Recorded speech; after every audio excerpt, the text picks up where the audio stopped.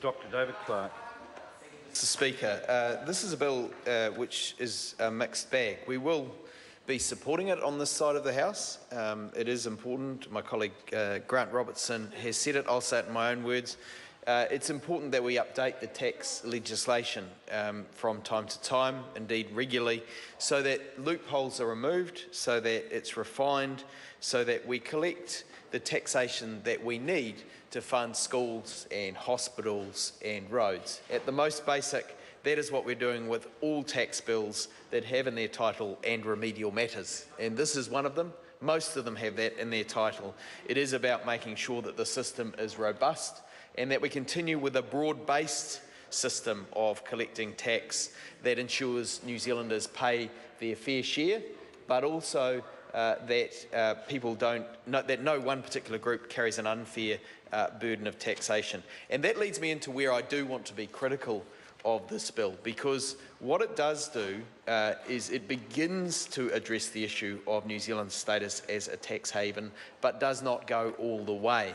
And that means that it still is more permissive of people who wish to take advantage of lax rules around the world, who wish to evade and avoid paying their fair share of taxation around the world, and that is something that we simply on this side cannot support as a basic proposition, Mr. Speaker. And the government really is out of touch if it thinks that New Zealanders aren't concerned about this, if it thinks that New Zealanders are not concerned about our reputation here and abroad. And the Panama Papers is the tip of the iceberg. And I have to say, Mr. Key's comments at the time of the Panama Papers are something that we should all be concerned about. His immediate response was a concern for the $24 million of ticket clipping that the industry might lose on the way through, rather than for the integrity of the New Zealand tax system and for our international reputation. That was his first thought. That was in his first interview on the matter when the Panama Papers broke. That was his concern. The simplification processes in the bill for small business tax are something which we of course heartily support. They are overdue. The Labour Party put forward a proposal that we should simplify business tax and enable businesses to pay as they go, to set their own rate, and this proposal gets most of the way there. Most of the way there. It's a little tepid, and I suspect that that is in part because of the limitations of the business transformation package that is being put in place. We've known that since I think about 1993, the IRD has relied on a tax collection system which is now well past its use-by date. That's years and years and years before Facebook was even a twinkle in Facebook's founder's eye. And long before, of course, many other social media we deal with today. This tax system that we work on has been here for a very long time and does indeed need to be updated. The member is quite wrong. He's on the wrong track. It's not unusual. It's not unusual for that member to be on the wrong track. He's trying to get a few words in. He's hoping for a promotion in the reshuffle. He's got his hand up over there. Notice me. I want to jump the queue over a few of my mates. I'll join the forum egos. I'll see what I can get out of this in terms of raising my profile. There's the member opposite. He's always one keen to get into the debate, to put his hand up, to try and get some advantage over some of his colleagues, Mr. Speaker. But coming back to the matter in the bill, we support the measures that are being taken to introduce a more simple tax system for businesses. There is no doubt that this is long overdue. The technology is there. It's been done overseas. It's been done in the UK a long time ago.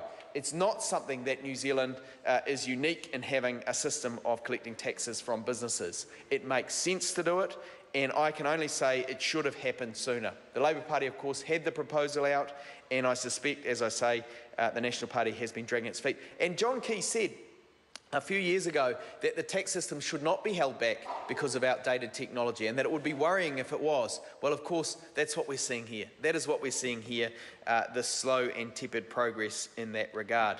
But to come back to the Panama Papers, Mr. Speaker, and the recommendations that came out of the Shewan report that have been incorporated in the bill, we see the anti-money laundering changes that have not been put in the bill.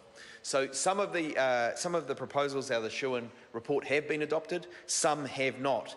And the one that my colleague Grant Robertson touched upon is the requirement to have phase 2 anti-money laundering law changes implemented immediately. And these have not been picked up by the government. And I think this is of great concern. An ex-McKinsey chief economist estimated in 2012, I think it was, that there was $21 million in secret trusts around the world. Now, the industry that clips the ticket on the way through is earning but a pittance of that and surviving at the expense of everybody else. It is doing business, it is harming New Zealand's reputation at the expense of everyone paying their fair share and having the kinds of infrastructure that would mean we wouldn't have a failing health system in New Zealand. 1.7 billion has been stripped out by the current government over the last 6 years in not keeping up with health inflation and demographic changes. We know our health system is struggling. We know New Zealanders are waiting a long time for operations. We know our school system is struggling as parents are being asked to give more and more in donations, and kids are going to school without their shoes on.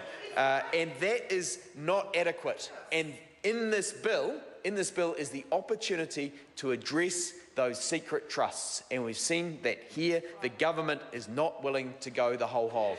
They have stepped back. They've said, no, real estate agents, you're exempt. Real estate agents, you're exempt.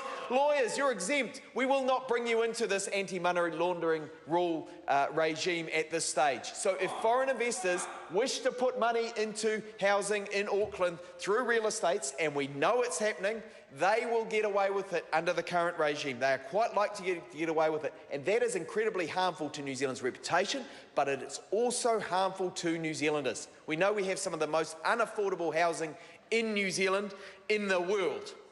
And that means that New Zealanders are missing out. But that government is not interested in everyday New Zealanders and making sure that everyone has what is needed to provide for opportunity for their kids. They've lost touch. They're arrogant. They think that now all they have to appeal to is those wealthy tax dodgers. And that is a great shame. So while we're going some way here in this legislation to correcting some aspects, we know that there are still some gaping holes in it. We'll support the legislation to make the changes that are in there, but by gum, if it was us writing the legislation, we would be going the whole hog. We wouldn't be leaving these gaping holes that Mr. Bishop will get up in a minute and defend. We wouldn't be leaving those gaping holes in the legislation. We would go the whole hog. We would make sure New Zealand's reputation is defended and that we would have a robust tax system. Mr. Speaker, I haven't yet touched upon the fact that in our minority report from the committee, we suggested that greater transparency needed to be brought into the foreign trust regime, that a public register should be put in place. And this was a minority report supported by the Labour Party, by the Green Party, by New Zealand First. The opposition parties could see the need for a public register. Obviously there would be exemptions, I'm sure, if there was a feeling that people in vulnerable countries who are using this for good reason were using the regime. That would be the sensible thing to do. But in normal circumstances, the information about who benefits from trusts, how they're run, who stands to benefit and so on, should be publicly available. There is really no good reason why it should not be, and why the tax laws that we have should not be upheld, and those of other countries. It is in New Zealand's interests to have a transparent regime that is robust and that builds faith in the tax system and in government. Instead, what we've got is more secrecy than we need.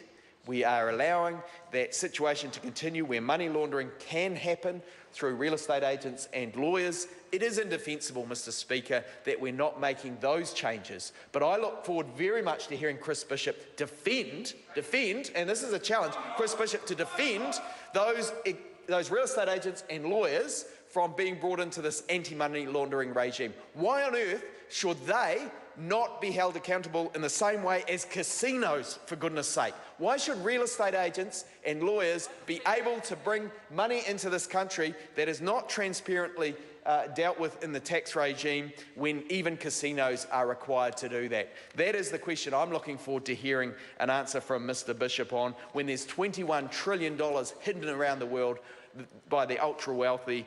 Why should those people still be protected? Good question. Answer that.